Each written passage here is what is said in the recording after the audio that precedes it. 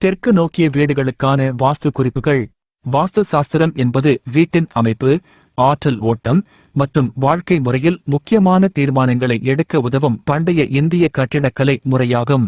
பொதுவாக தெற்கு நோக்கிய வீடுகளை மக்கள் அசுபமானதாக கருதுவதால் அவற்றை தவிர்க்க முயற்சிக்கிறார்கள். இருப்பினும் தெற்கு நோக்கிய வீடுகள் தவறானவைகள் அல்ல. உண்மையில் அவற்றுக்கு சில வாஸ்து திருத்தங்களை செய்வதன் மூலம் நல்ல நன்மைகளை பெற முடியும். தெற்கு நோக்கிய வீடுகளுக்கான வாஸ்து சாஸ்திர நன்மைகள். இயற்கை ஒளி. தெற்கு நோக்கிய வீடுகள் மிகச்சிறந்த இயற்கை ஒளி பெறக்கூடியவை, குறிப்பாக நாள் முழுவதும். இயற்கை ஒளி வீட்டிற்குள் நுழைந்து மனநிறைவை ஏற்படுத்தும். காற்றோட்டம். தெற்கு நோக்கிய வீடுகள் நன்கு காற்றோட்டம் பெற்ற வீடுகளாக இருக்கும். காற்றின் சரியான பாய்ச்சல் வீட்டின் முழுவதும் பரவ புத்துணர்ச்சியையும் நலனையும் அதிகரிக்கும். தெற்கு நோக்கிய வீட்டின் நுழைவு வாஸ்து. நுழைவு கதவின் இடம். வாஸ்து சாஸ்திரம்படி தெற்கு நோக்கிய வீட்டில் நுழைவு கதவை தவறான இடத்தில் அமைக்கக்கூடாது. கதவை தெற்கின் மத்தியில் அமைக்காமல் தெற்கு கிழக்கு, அக்னி மூலை அல்லது தெற்கு மேற்கு பகுதியில் அமைக்க வேண்டும். இது தீய ஆற்றல்களை தடுக்கும் மற்றும் செல்வம் பெருகச் செய்யும். பாதுகாப்பான முன்பகுதி. நுழைவு பகுதியில் அதிகமான வெளிப்புற இடம் இருக்கக்கூடாது. அதற்கு பதிலாக மிதமான பரந்தவெளி மற்றும் செடிகள் அல்லது மரங்கள் சேர்த்தால் வீட்டிற்கு நல்ல எரிசக்தி வரவேண்டும். வாஸ்து சாஸ்திரம் படி அடிப்படை அறைகள்.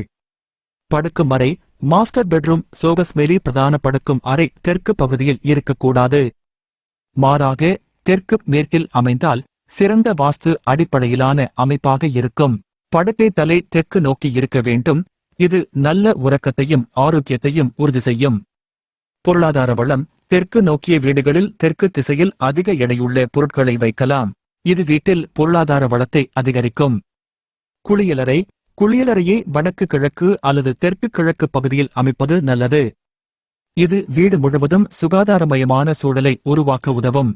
தசைகள் மற்றும் திறந்த வெளி. தோட்டம். தெற்கு நோக்கிய வீடுகளில் கிழக்கு அல்லது வடக்கு பகுதியில் தோட்டம் அமைப்பது சிறந்தது. கிழக்கில் அமைந்த தோட்டம் வீட்டில் நல்ல சக்திகளை ஈர்க்கும். நிறங்கள். தெற்கு நோக்கிய வீடுகளுக்கு வாஸ்து சாஸ்திரம் படி வெளிப்புறத்தில் நெகிழ்வான மென்மையான நிறங்களை பயன்படுத்துவது முக்கியம். குறிப்பாக வெளிப்புற சுவர்களுக்கு சிவப்பு, ஆரஞ்சு போன்ற நிறங்களை தவிர்க்கலாம். மாறாக கிரீம், பச்சை, நீலம் போன்ற நிறங்களை பயன்படுத்துவது வீட்டின் நல்ல சக்திகளுக்கு வழிவகுக்கும்.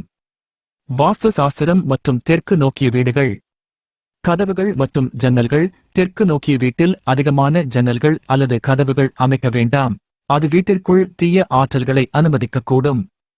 அதனால் அவற்றின் எண்ணிக்கையை வலிமையற்றவையாக குறைத்து வாஸ்து ரீதியாக சமநிலை பேணுதல் அவசியமாகும்.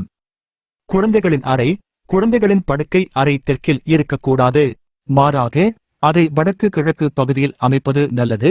இது குழந்தைகளின் ஆரோக்கியத்தையும் படிப்பினையும் மேம்படுத்தும். திருத்தங்கள் மற்றும் மற்ற தீர்வுகள். தெற்கு நோக்கிய வீடுகளில் உலோகப் பொருட்கள். வாஸ்து சாஸ்திரம்படி தெற்கு நோக்கிய வீடுகளில் உலோகப் பொருட்களை அதிகமாக பயன்படுத்தாமல் இருக்க வேண்டும்.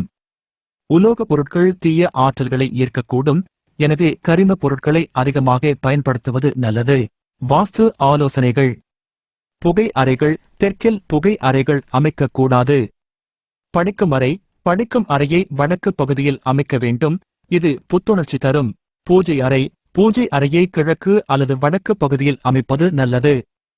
இவ்வாறு வாஸ்து சாஸ்திரத்தின் சில அடிப்படையான ஆலோசனைகளை பின்பற்றினால் தெற்கு நோக்கிய வீடுகள் நற்செயல்களை கொண்டு வந்து குடும்பத்தினரின் நலனையும் செல்வத்தையும் உறுதி செய்யும்.